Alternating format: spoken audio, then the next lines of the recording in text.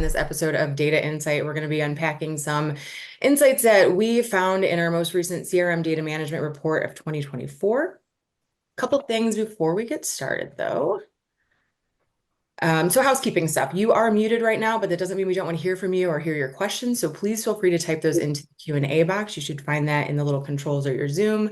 The webinar is being recorded, so we will send it to you afterwards. And true to Data Insight, we're going to have some poll questions. So we'd love your participation on those. We like to round up the information we've gotten from these sessions toward the end of the year and give you even more insights about what's going on. So that's why we love to do that here. Just want to get into your world and understand what's going on.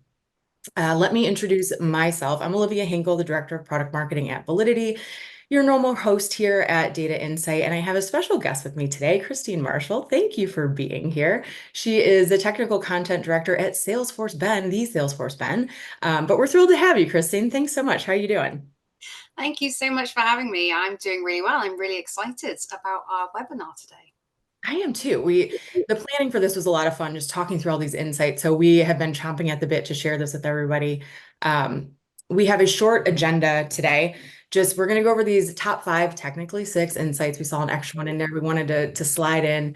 And then we're going to just talk through some steps that you can take strategically and tactically to get clean CRM data in your org.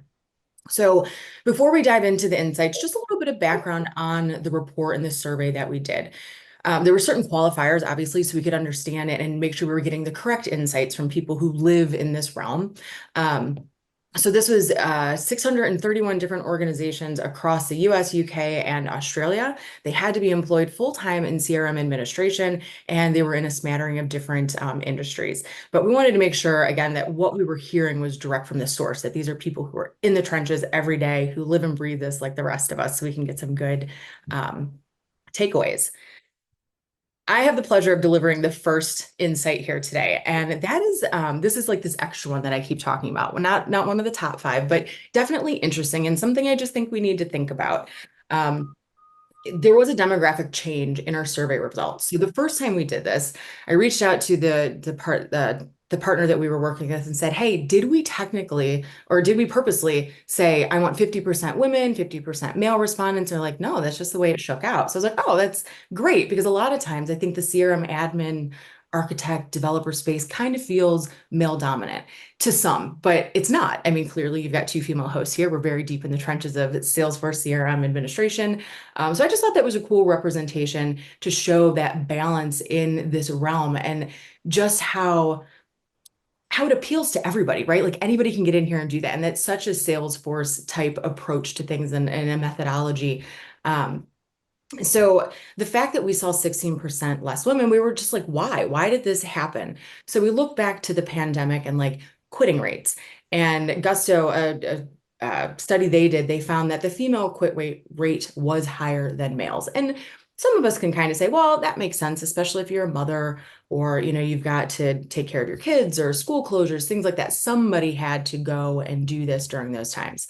But also I think too, the way the pandemic changed how we work, giving us that hybrid remote type feel. Now that people are being pushed more back into offices, I'm wondering if women just aren't doing it, because further in the study, they were saying only 1 in 10 women want to be back in an office full time. We really thrived in this hybrid or remote work space that we were given. So I was thinking, oh, well, of course, I'm a mom. I like to be able to multitask in my home and work. And sometimes I get to take a mental break from my work and think through a problem, but still be productive at home. So that's where my head went initially.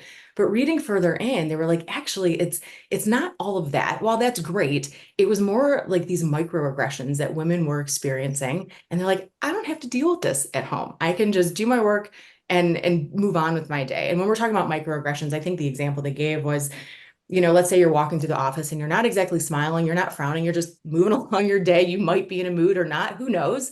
But you're minding your business and somebody's like, hey, you should smile. What's wrong? You got a look on your face. And it's like, I wasn't interfering with your day. Why are you saying this to me? So I can understand why that can be off-putting to some women, but I just really thought this was interesting. Maybe because I thought it was so interesting last time that there was such an equal representation, and now that there's not. And I don't know, Christine, did you have any insights on that or thoughts or feelings on why you think this happened? I do. I do have some sort of theory on it to do with the sort of demographic of Salesforce professionals. So we know that quite a lot of Salesforce professionals actually fall into that millennial type of demographic. So people between sort of 30 and 45. And we also know that the majority of Salesforce admins are actually women. There was a study a few years ago which suggested that over 50% of Salesforce administrators were women. And I think if you combine those two facts, then that age range, that millennial age range, are moving into that sort of stage of life where they might be starting families, or they might have a dependent, they might have slightly more elderly parents. So I'm not that surprised if so many women with Salesforce admins and where they are in their life has changed, then they might be dropping off. And something else I thought was it's not uncommon for STEM careers. So before working at Salesforce Ben, I worked as a Salesforce admin for an engineering company. So we did a lot around women in STEM, so women in engineering and technology and sciences and so on. And again, there was a really big phenomenon that they noticed that women would leave STEM careers at around 30. If they left to start families, they did not come back. They just didn't want to come back. And they would go back into the workforce. They just wouldn't come back into STEM careers, which I think is quite interesting. And I do wonder what it says about, the pressure, the work environments, the behavior in offices, whether working in that sort of field loses its appeal. I mean, I've always worked in companies that have mostly had men there, and I can understand why that is not always as appealing for some women as well. So I can see that there could be lots and lots of contributing factors to why the demographic change has happened. Yeah, definitely. It was so interesting to me that, and it just stuck out immediately to me. And I was just like, I want to understand this a bit more. So that's interesting what you said, that they're there, but they don't come back. And so now I want to dig into why on that, but that's for a different time. So, all right, we've got about 30 minutes today together. So we're going to move through this stuff quickly. Next up, we have a poll question. So again, I like to get in your heads a little bit, sometimes asking you a very simple question like, does managing CRM data feel like it's getting more difficult? Do you agree or disagree? So far, we're at 100% agree. I was going to hazard a guess that it might be agree. Yeah. Not shocking, but I'm watching these roll in. Everybody's still participating. Okay, I think we've got everybody in. So 91% of us agree that yes, it is getting more difficult, and 9% of us disagree that it is not. I'd love So to know what those that disagree are doing differently. There could be some really great tips from them on how to manage our data better. that's exactly it. Every time I get somebody who's like the outlier, I'm like, I'm calling you because I want to know what is happening because you know something I don't clearly. All right, let's move on to our next topic that deals with this. And Christine, this one is all yours.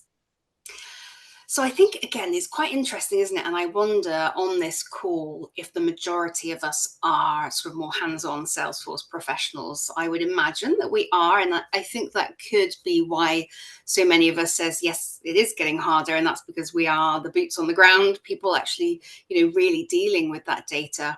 I think, and we'll come along to talk about this in a bit more detail later, that sometimes those that are more hands-off, some of the stakeholders, the C-suite, aren't fully aware of how hard it is to manage data and the issues we have going on. But one of the key findings from the report was that data quality is more difficult to maintain. And there were some really shocking statistics. So 24% of CRM admins said that less than half of their data is accurate and complete. I think that's a shocking, shocking number. And another interesting finding was that 76% agree that consumer demand for personalization has increased the volume and complexity of data being managed. And that is so true. And again, I think was really sped up by things like the pandemic.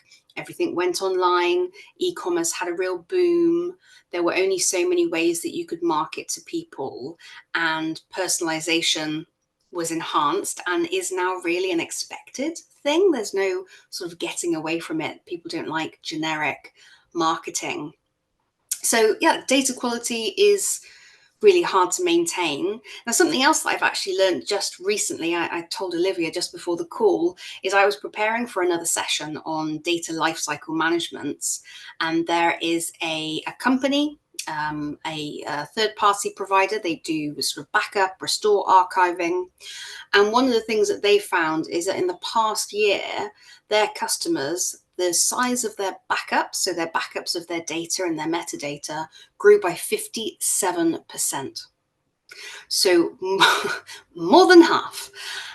And I think to myself, well, no wonder people are struggling with their data quality, because it sounds like the amount of data is growing at a speed that we cannot keep up with.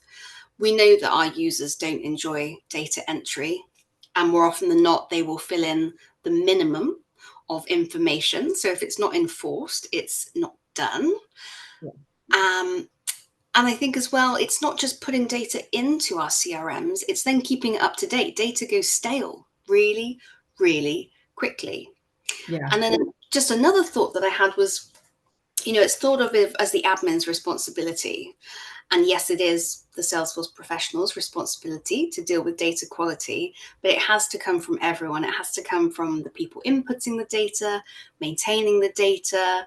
People need to think about, are they going to use any tools to enhance or optimize that data? But where the Salesforce admin really can make a huge, huge difference is in optimizing user design to improve user adoption. So this is something that I think is missing. Oftentimes, user experience is like a nice to have, not an essential, but that means you end up with pages that aren't bespoke to users. So what's quite interesting is consumer demand for personalization has increased, but I would say that our user expectation of more personalized experiences in Salesforce has increased as well. And we are not keeping up, where we do have features that we could be using: page layouts, record types, dynamic forms, making fields required, validation rules. There's a lot of things that we can do that falls by the wayside. So there are things that we could do to improve, but I appreciate everyone is kind of firefighting and doing loads and loads of work. What did you think? Yeah, so funny because I think the whole end user experience is one of the most overlooked pieces of data quality that you can ever talk about. It's like, well, they have Salesforce, they have the page layout, they know they've been trained, like they need to put it in there, right? But this is not a fast process. You're going from tab to tab and you've got 6,000 of them open because you're working how many opportunities with how many different contacts and accounts. It becomes really difficult to get that in quickly, to get it in accurately, or to get it in at all. And so I think that's part of why we're seeing this just just upheaval of, there's too much information, but then we're not getting enough information from the people who are having those one-to-one integration or interactions with the people that are our customers or prospects or just that we have a relationship with. Um, so to me, we need the tools and the user experience to keep up with the speed of data because it's moving faster than all of us combined. We really need to sort of band together and say, this is how we're going to make the management of data and proper data quality just a very thick piece of our culture that drives a lot of what we do. So, and I think you'll see this either what we talk about today, or if you look at the full report of just how we look at data quality and sort of where we put it in the corner a little bit. And so maybe we'll get some insights there on what we can do as we continue on. I don't want to say anything I shouldn't just yet. But one of the things that we found is that only 52% of CRM admins have a data management solution.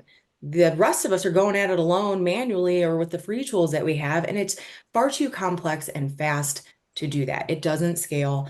And when we're talking about connecting with people, I think also contact verification is just a very much overlooked part of data quality. Because if you're talking about like email validation, that feels like, oh, I'm going to put it over in marketing with the email marketing stuff. I'm not drawing that line between data quality and that. And I'm like, you have to, they cannot be separate, right? They are one and the same, even though they may tentacle out to different areas of your organization. I definitely think end user experience and getting those contact verification pieces. I mean, that's table stakes at this point. These are just baseline things we all need to be doing, right? Absolutely. Yeah. All right, let's see. So here we go. Setting us up nicely for this next point that I will deliver is that we just set the bar too low for our data quality, right? So what corner are we putting it in? And what brought me to this conclusion this year, as it did the last time we did this survey, is we have 64% of CRM admins saying that they are confident in the quality of their CRM data. Awesome, that's good news. But then you look at 63% of admins saying that less than 80% of that data is accurate and complete. So I'm questioning what we consider accurate and complete and where we've set that bar and why it's low, right? Like why do we not expect a higher percentage of accuracy and completeness from our data? Is it because it's just too difficult to do, so people think we can't get it there, so this is the good baseline to be at? Or is it just that we know data is really important? We say we're data driven, but we still haven't, like I said before, adopted it into the culture of who we are and how we go to market. It's like I always say there should be like department of data in an organization, right? You've got HR, you've got marketing, you've got sales. You need somebody to head up the data because that's supporting everything else that's going on. Um, and 88% of people were saying that CRM data is a cornerstone to their business. How can it be if less than 80% of it is accurate, right? Like, what are you getting out of this?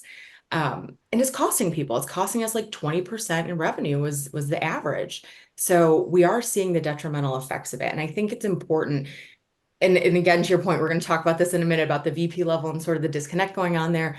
But it is important as the people who are doing the work, who are the admins, for us to take this information to our leadership and say, this is what's happening. This is what we're up against. And we need to strategize how to get out of this predicament. So, what are your thoughts on that, Christine? I think this is really interesting and really confusing, though, this data. How can you be confident in the quality of your data whilst admitting that less than 80% is accurate or complete? That boggles the mind. A part of me wonders if admins or Salesforce professionals are confident in a percentage of their data. So they may be confident that their data for accounts is up to date, or their lead data is up to date, or their opportunity process is working really well, and that data is fabulous. And so they have a level of confidence in some of their data, but then they don't want to talk about their contact data, which they think is not very good. Sometimes I also think that I've always worked for businesses where there have been lots of different stakeholders and like competing departments who want different things. And I think as a CRM admin, it is your responsibility to voice potential issues, voice the issues about sort of having hundreds and hundreds of fields. You want quality data that gives you useful outputs, not quantities of data that don't provide quality insight for you. And again, I think perhaps some of these CRM admins who are confident in their data maybe care less about those fields that aren't really in use or are being used by smaller departments. It's less relevant. But either way, those statistics are really worrying and Right. do warrant a conversation to bring all the stakeholders in. Yeah, agreed. And it's funny. So when you said that, I was thinking about a presentation I had done years ago where we were saying like, don't hoard data, right? And IT professionals admit, I hoard the data because what if I need this? So you might be onto something with like, I know I have a bunch of junk in there that I just don't care about. So we're just going to put that aside. But then when I'm thinking about the entirety of my database, this is where we're falling. This is the baseline. So It's don't like the hoard data. drawer of cables. They're like, I might need them one day. Yes, that's true. But yeah, I think that's a good thing to look at is how much information do I have and is it useful? Am I just keeping it around for just in case? Because you know what? Data's everywhere. You can get it back eventually, and it'll probably be more up to date than the stuff you're hanging on to just for sake of hanging on to it. All right. Next up, we have another poll question for you. All right, so have you ever, and be honest, manipulated data to tell the story decision makers want to hear, or have you just full on made it up, fabricated the data to hear what decision makers want to hear? Oh, wow.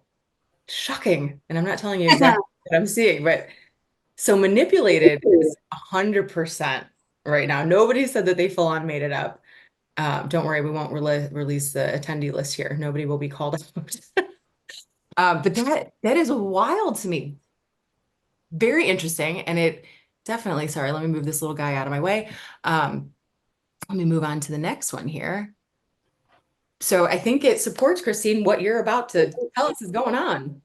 Absolutely. So the report revealed quite a lot of shady data practices, which didn't come as much of a surprise. But 54% of companies where decision makers rely on data report that staff manipulates data to tell the story that decision makers want to hear. So I think this is really common, and it's not just CRM professionals, it's done across businesses. It's facilitated by the fact that we have so many siloed systems. You might have your CRM over here and your marketing platform over there, your ERP system somewhere else, and the information is not joined. Well, that means you can't get your reports out of a single system. You can't have that single source of truth. So people are pulling it out of their own systems and putting it into spreadsheets, into PowerPoints, and it gives them the opportunity to manipulate it, to change the appearance of it and show what they want it to. I also think it's worrying that 45% of companies where decision makers rely on data report that staff fabricates data to tell the story that decision makers want to hear. I don't think that people do this maliciously, though, especially not in the CRM kind of realm of things. I think they are forced to do it, and they're forced to do it because they know the data quality isn't good enough. Their data is siloed across different systems, different parts of the business. And there's definitely a real sense as well that there is too much to do. There's huge amounts of pressure being put on CRM admins and other professionals to do more with less support, and something has to give. And when someone is asking for a report, and they need it now, or they need it for the board meeting, or they need it for a client meeting, and your pleas of I don't have enough resource, or the data quality is poor and I need support with that, when those things go unheard and there's time pressure on producing information, people just have to provide that information. What do you think, Olivia? Yeah, I think you're right. That's kind of where I landed. And okay, so to play devil's advocate a little bit, maybe there are people who are like, you know what?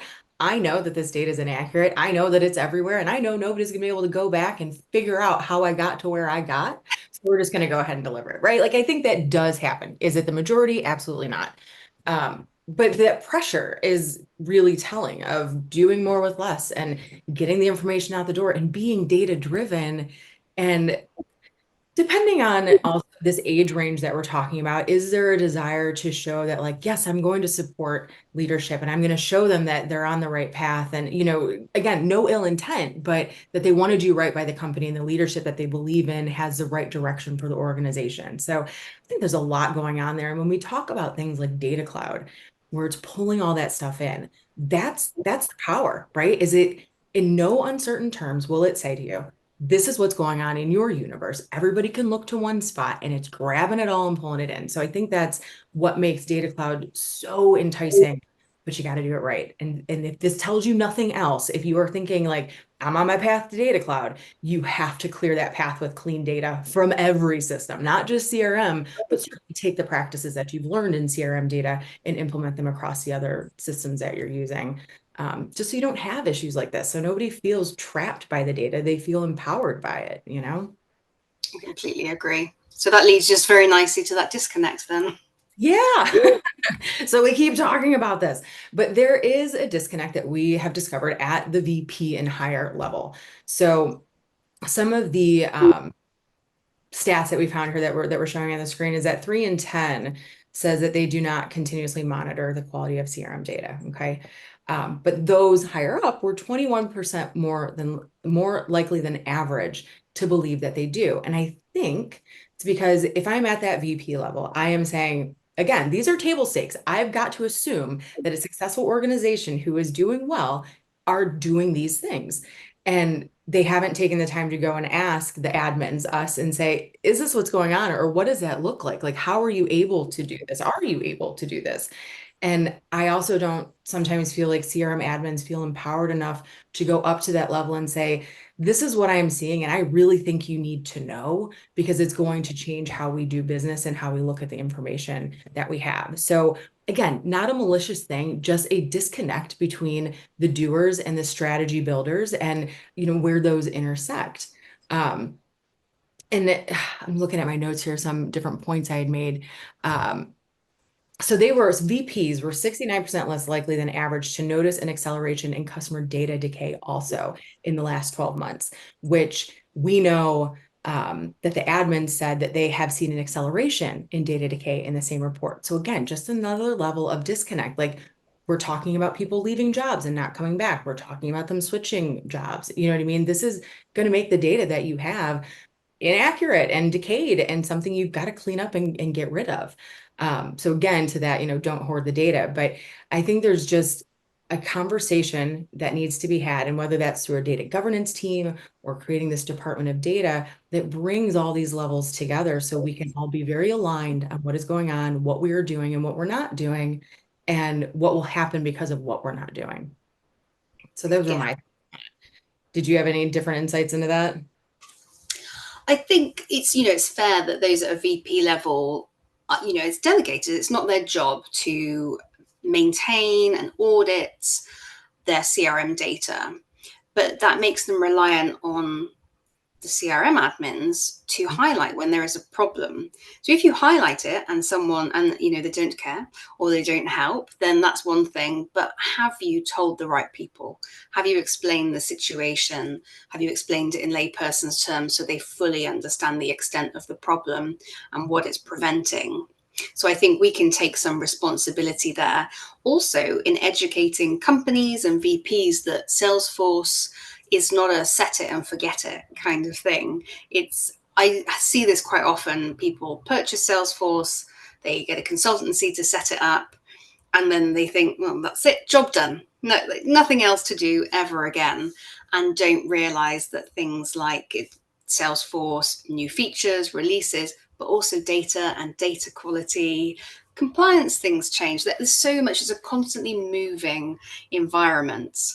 And that's something else that I think we have to educate our stakeholders on. I'm a big advocate for putting together like a super user team or a governance forum around your CRM product so that you can get the right people in a room together. It doesn't have to be that frequently.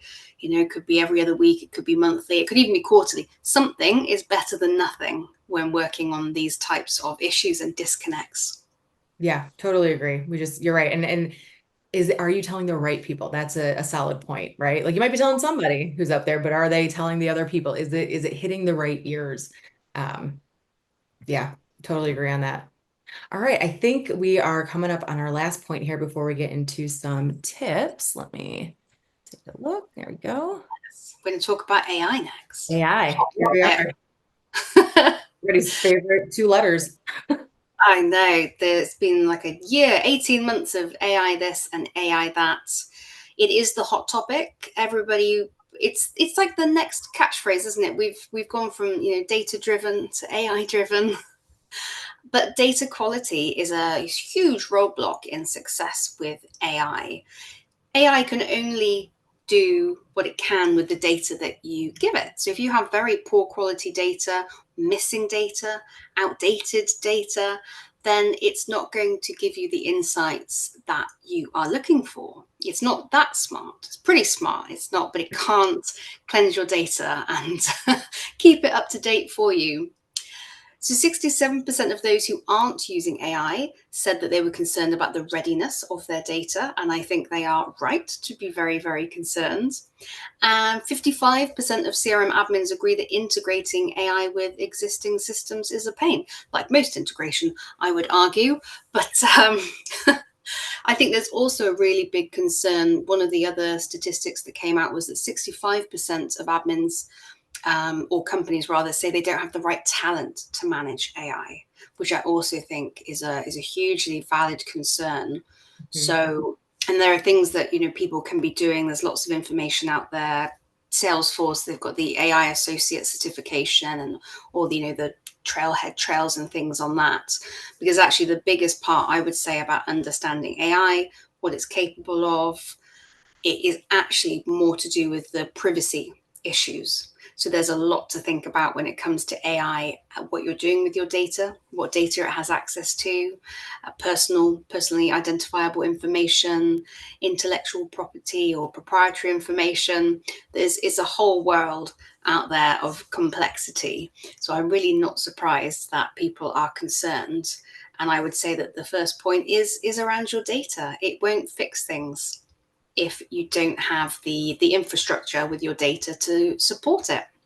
Yeah, no, absolutely. And so a couple of points here. One, when we're talking about just not having the right talent to manage AI. So I don't want that to be confused with, oh, the functionality of AI doesn't work. Because the technology we've seen, it works. And when we talk about the right talent, yes, we need to have that understanding of data, of what AI does, what we're expecting from it. But there's also, this was a study, and I talked to Zachary Lazinski about this at Elements.cloud. But there was a study saying that what we're really lacking is the right soft skills to pull everybody along, to make everybody understand and buy in and adopt this as part of our culture of this is how we manage our data if we want to have AI doing this for us, right? So like here we are, if we want to get here, we have to figure out how to get there, right? By knowing exactly where we're starting from. So Completely. I mean, if we think about Salesforce's own products, Salesforce Einstein One Studio, which has Copilot. So that's like the front user facing piece where users can ask it to do things. And then behind the scene, it uses Prompt Builder to actually do the things. mhm. But use cases of that would be, to write an email, but you still in the back end are pulling in things like merge fields. So you will have told it that you're going to use contact first name and you're going to use the related contact's account name.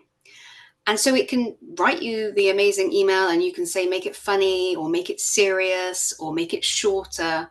But fundamentally, if you haven't kept that contact up to date and their email address is wrong, or you've spelt their name wrong, or the related company is wrong, it will still fall down. It can be as smart as you like, but with bad data, it doesn't work.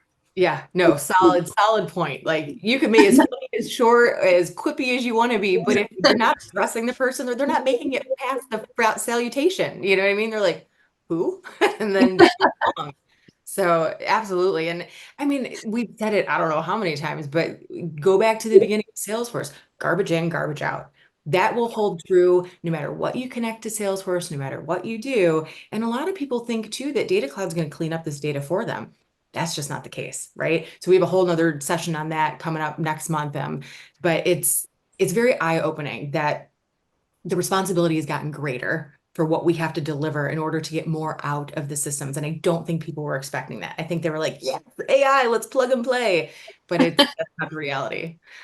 But we did want to leave you with some tips and tactics that you can take back and implement now because what's a webinar if you're not going to learn something to go back and do today, and just things to think about. So strategic and tactical steps. And Christine, please feel free to jump in here if you got something to say.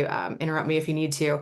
But understand the current state of your Salesforce data first and foremost, right? Like where am I? Because I can't get to where I'm going if I don't know where I am. A lot of times you'll hear people say, profile your data. Exactly, profile it. And one of the free offers we have for you today and always is that we will give you a free data quality assessment through Demand Tools. You just download the trial and it'll say, here's you got some duplicates. Here's you've got missing information. Because one of the questions we're always asking, we ask ourselves is, where do I start? What do I do first? Where's the biggest problem? What can I make the biggest impact on with now? And do what you can now, right? So start small. It doesn't have to be groundbreaking, earth-shattering things that you're doing, but weave it into the fabric of your culture little by little, and I promise it will pay off. Christine, you had mentioned you're using some of just the out-of-the-box functionality of Salesforce, right? Yeah, and no, absolutely. I mean, we can complain about data quality.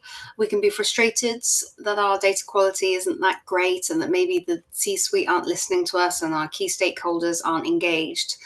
but we do have to take responsibility for the things that we can. So there's lots of Salesforce functionality out of the box that we should be using, standardizing key fields used in reports, using state and county pick lists, using other out of the box functionality like help text for like, what does this field even mean?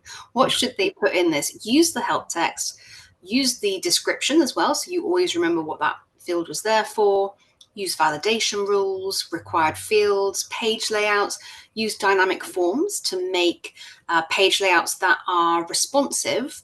And for specific users, you can do dynamic forms for different record types, for different profiles. You can hide things that they don't need to see until later on in a process as well. So you can hide buttons and fields until they're relevant. Make it as easy as possible for your users to get on board and start using Salesforce. If you're not already implementing that functionality, then document your Salesforce, implement the out of the box functionality, because then you have a much better business case to go to your leadership team and say, I've done everything that I can.